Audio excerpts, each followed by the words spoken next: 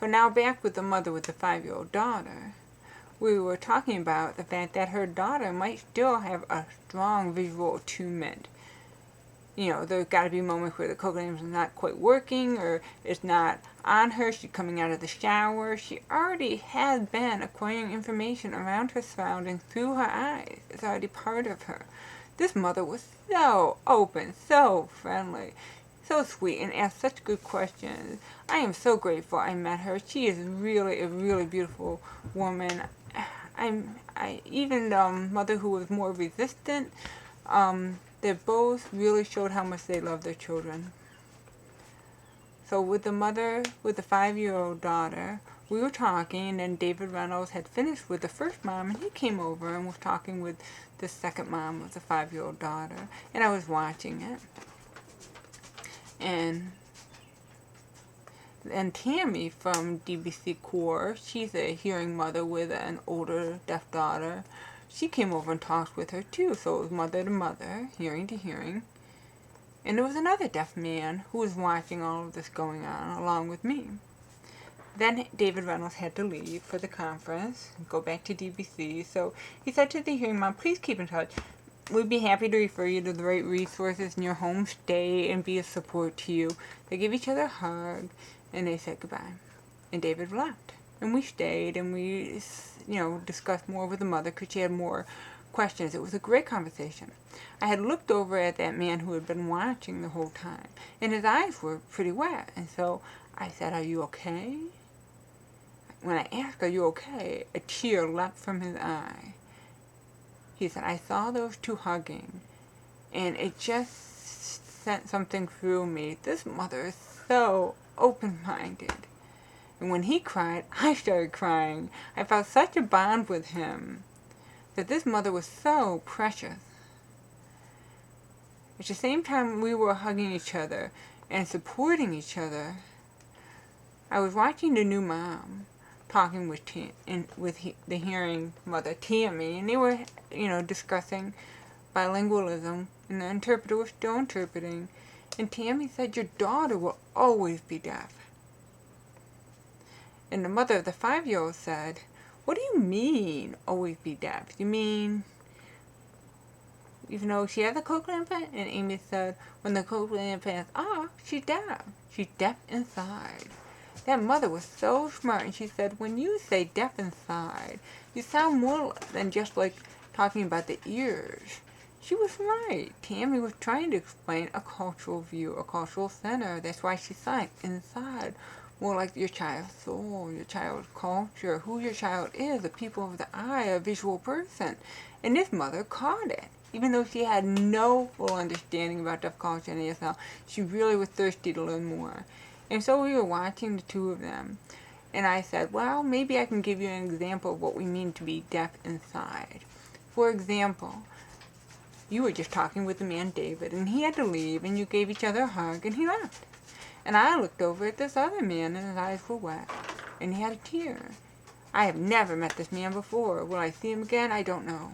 But I feel like at this moment he's my brother. At this very moment we have a connection. We have a bond to each other.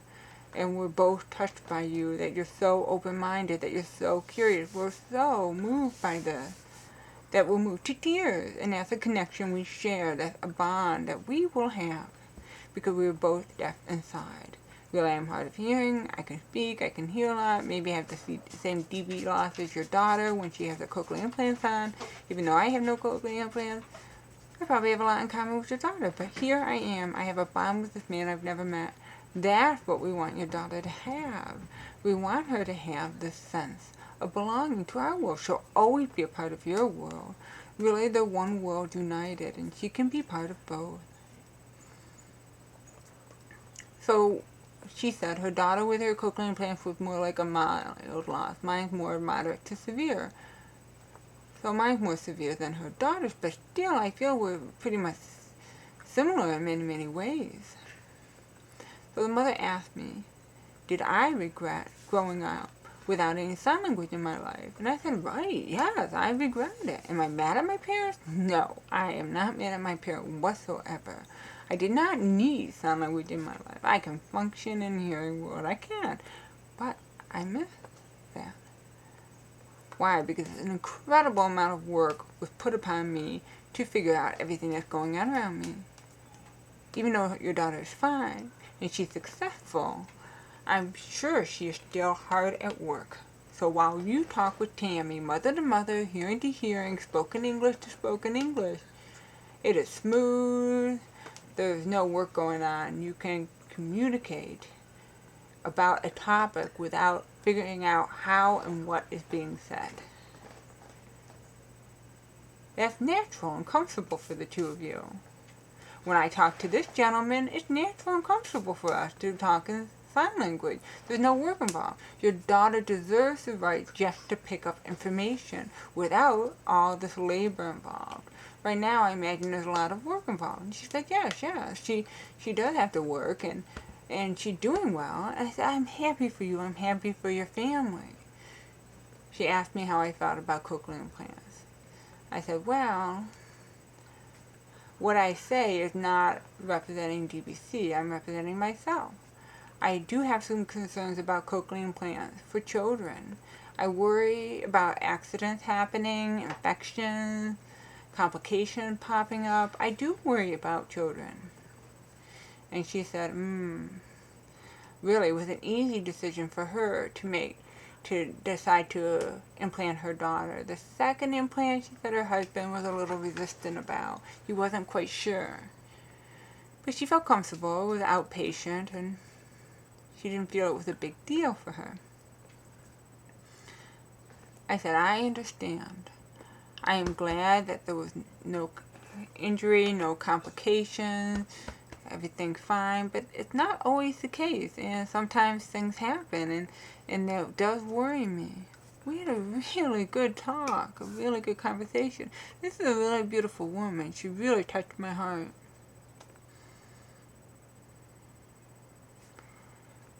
She did talk about later her daughter would be welcome to join the deaf world and learn sign language. She would totally accept that. I tried to say as gently as I possibly could, I believe you. I believe you're thinking that way, and that you have respect, and that inside of you, you want to leave it up to your daughter. At the same time, children often follow their parents' belief systems. So if the parents never introduce them to the deaf world and sign language when they are young, maybe that communicates a hidden message to the child. Maybe that means sign language is important, or it's too hard for us, it's too much of a burden for us to include sign language in our family. Maybe it communicates to the child, no, don't go there. Even though you don't mean to discourage your child from it, the child often pick up messages from their parents. So if a parent takes the initiative to introduce sign language to the child, hey, look, it's a sign language and it's beautiful, it's a visual language, and you can pick it up and I can pick it up too. That's a different message than saying, wait till later when you bump into somebody and then you'll be introduced to that language. So we had a great talk. I really learned so much from this mom's perspective. I really, really commend her. I never saw anybody like that who was so, took the initiative to come over and talk with us. At one point when we were talking, she said, now I'm going to go back to the AGBA convention and all going to know I'm out here and I'm talking to you. She was a little bit worried about that. What kind of questions would she get from them saying, hey, why were you over there? We do need to take down this wall. Before, Ella had talked about the elephant in the room. And she talked about the parents. They are in the corner. And we need to help guide those parents to see, or only the banning of sign language, or the rejection of sign language, or the omission of sign language, or not seeing the sign language. That's not really the answer. A choice really means two languages for deaf children. One language that's fully accessible through the eyes, and the other language that's important for society, English. They need to know, of course. Really, I thank DBC for giving me this opportunity to talk to the parents. And the parents themselves are very curious, and they want to understand. And I could see in both mothers that I talked to, they wanted to know what they were doing was right by their children. Every parent wants to know they're doing right by their kids.